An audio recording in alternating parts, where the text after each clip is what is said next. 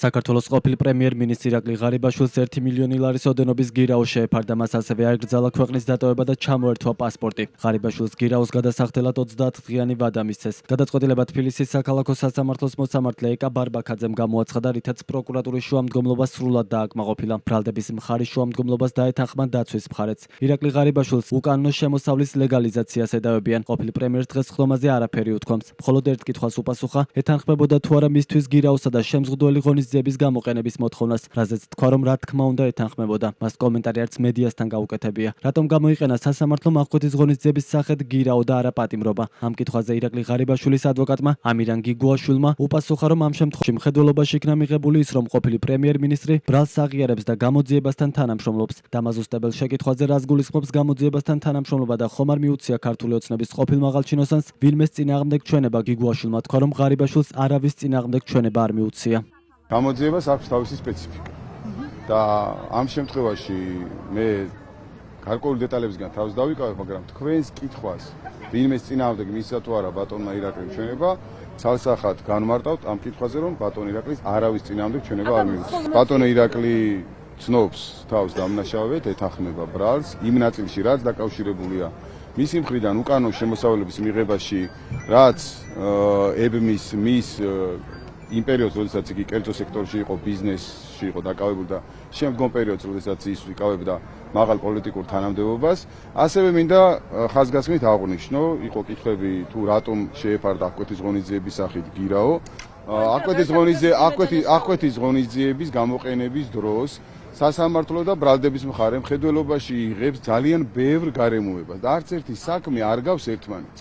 როდესაც ადამიანი თანამშრომლობს გამოძიებასთან, როდესაც ის არ ემალება გამოძიებას, ეთანხმება ბრალს და იხდის მნიშვნელოვანი მოცულობის გირაოს, პატიმრობის ნაცვლად ნაკლებად მძიმე აღკვეთის ღონისძიების შეფარდების საკითხი არის პროცესუალური სტანდარტი. დღეს ხდომაზე ღარიბაშვილის უფლებებს 3 ადვოკატი იცავდა. ყოფილი პრემიერის ერთ-ერთმა ადვოკატმა ლილი გელაშვილმა თქვა, რომ მისი დაცვის ქვეშ ყოფს 2016 წლიდან დღემდე მისი საკუთარი ბიზნესიდან შემოსული თანხების გამო აქვს ბრალი წარდგენილი, რასაც აღიარებს. ადვოკატი ამტკიცებს, რომ ღარიბაშვილი როდესაც პრემიერობიდან წავიდა, ჩინურ კომპანიასთან თანამშრომლობდა, საიდანაც სოლიდური შემოსავლები ჰქონდა და ასევე იყო ღვინის ინდუსტრიაში. ირაკლი ღარიბაშვილის ბრალი წარედგინა არა სხვა თანამდებობის პირების მიმართ თანამშრომლობის, არა მათთან რაიმე დანაშაულებრივი კავშირის, არა რაიმე განზრახვის და აი რაღაც ბიზნეს დატერორების და ასე შემდეგ. არამედ მას ბრალი წარედგინა კონკრეტულად 2016 წლის შემდეგ, როდესაც ის იყო პირველი პრემიერ-მინისტრი. დატოვა ერთი წამით. მან დატოვა თანამდებობა, ის წავიდა კერძო ბიზნესში. კერძო ბიზნესში თავისი შემოსავლე, რა თქმა უნდა, ბიზნესში ჰქონდა. თქვენ მოგეხსენებათ და მისი ბიოგრაფია ცნობილია, საჯაროა, რომ ამ პერიოდში ჩინურ სოლიდურ კომპანიასთან ჰქონდა კიდევ მას ურთიერთობა, საიდანაც ჰქონდა ძალიან სოლიდური შემოსავლები. ჰქონდა კერძო ბიზნესი. ეს არის 2016 წლიდან დღემდე ბიზნეს წარმოებით მისი საკუთარი ბიზნესიდან შემოსული თანხები, აი ეს არის სწორედ დაუსაბუთებელი ქონება და ამ პერიოდს მოიჩავს ამ პერიოდს. აი ეს ამიტომ აქვს წარდგენილი ბრალი და აი ეს აღიარა. ქართული ოცნების ორგზის ყოფილი პრემიერ-მინისტრს პროკურატურამ ბრალი ოფიციალურად დღეს წარუდგინა. გენერალური პროკურორის გიორგი გვარაკიძის თქმით, ირაკლი ღარიბაშვილი, რომელიც 2019-2024 წლებში იკავებდა საქართველოს თავდაცვის მინისტრისა და პრემიერ-მინისტრის თანამდებობებს, ფარულად და შენიღბულად აქტიურად ახორციელებდა კანონით აკრძალულ სხვადასხვა ტიპის ბიზნეს საქმიანობას და განსაკუთრებით დიდი ოდენობით არალეგალური წარმომავლობის შემოსავლებს იღებდა. როგორც პროკურატურაში ამბობენ, ღარიბაშვილი დეკლარაციაში ყალბ-მონაცემებს უთითებდა, თითქოს ოჯახის წევრისგან ყოველწლიურად საჩუქრად იღებდა დიდი ოდენობით თანხას. ასევე პროკურორის თქმით, ირაკლი ღარიბაშვილმა 2023-2024 წლებში შეიძინა და მასთან დაკავშირებული პირის სახელზე დაარეგისტრირა 463,630 ლარის ღირებულების 2 ავტომანქანა. ასევე ოჯახის წევრების მეშვეობით 210,000 ლარად შეიძინა ერთ-ერთი კომპანიის 100%-იანი წილი, რომელსაც საკუთრებაში გააჩნდა უძრავი ქონება. ყოფილი პრემიერს ბრალი უკანონო შემოსავლის ლეგალიზაციის მუხლით აქვს წარდგენილი, რასაც თან ახლდა დიდი ოდენობით შემოსავლის მიღება. დანაშაული 9-დან 12 წლამდე ვადით თავისუფლების აღკვეთით ისჯება. უკანონო შემოსავლების ლეგალიზაციის მიზნით თანამდებობის პირის ქონებრივი მდგომარეობის შესახებ წარდგენილ დეკლარაციებში უთითებდა ყალბ-მონაცემებს, რომ თითქოს ოჯახის წევრისგან ყოველწლიურად საჩუქრად იღებდა დიდი ოდენობით თანხებს.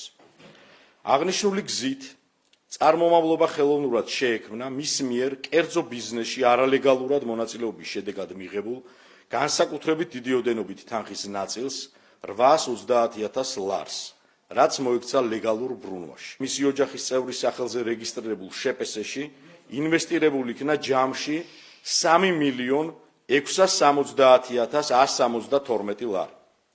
ამავდროულად დაუსაბუთებელი თანხის ძირითადი ნაწილი მისი ნამდვილი ბუნებისა და წარმოშობის წყაროს შენიღბის მიზნით დააკონვერტირა უცხოურ ვალუტაში, რის შედეგადაც მიღებული 6.500.000 ამერიკული დოლარი აღმოჩენილი და ამოღებული იქნა 2025 წლის 17 ოქტომბერს ირაკლი ღარიბაშვილის სახლის ჩხრეკის შედეგად. ირაკლი ღარიბაშვილის საქმეს დღეს მისი ყოფილი თანაგუნდელი კახა კალაძე გამოეხმაურა და ფაქტს დასანანი უწოდა. ქართული ოცნების გენერალური მდივანი ამტკიცებს, რომ ექს-პრემიერის კორუფციულ საქმეებზე ინფორმაცია არ ქონია და ყველაფერი საგამოძიებო უწყებისგან შეიტყო. კალაძე საზოგადოებას ურჩევს გამოძიების შედეგებს დაელოდონ.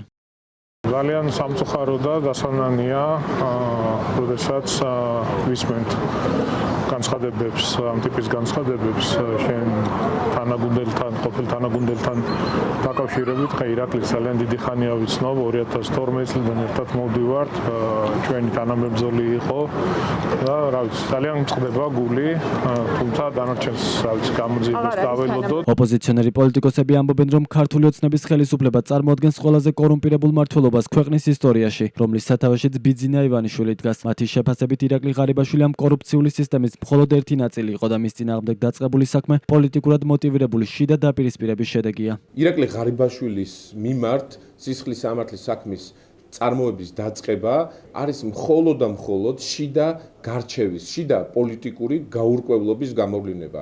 სინამდვილეში ამ ქვეყანას მართავს მთელი ჯგრო პოლიტიკური კორუფციონერებისა. პირველი პოლიტიკური კორუფციონერი ამ ქვეყანაში არის ბიძინა ივანიშვილი და მის დაქვემდებარებაში თითოეული მყოფი მაღალი თანამდებობების საჯარო პირი ბრალდებული უნდა იყოს კორუფციაში, იმიტომ რომ დღეს რა დანაშაულებრივი მმართველობაც არსებობს ქვეყანაში, ეს კორუფციული სქემები ჩაშლილია მთელი საქართველოს მასშტაბით. ირაკლი ღარიბაშვილი იყო ამ ყველაფრის მხოლოდ ერთი ჭანჭიკი, რომელიც ემსახურებოდა ივანიშვილის და ანტიქართული ოცნების ინტერესებს. ყველა ჩვენი ბრალდება აღმოჩნდა სწორი, ირაკლი ღარიბაშვილთან, ლილუაშვილთან, ფარცხალაძესთან და მათ ბანდასთან მიმართებაში ჩვენ ამ ყველაფერზე მტკიცებულებებით წლების მანძილზე ვსაუბრობდით.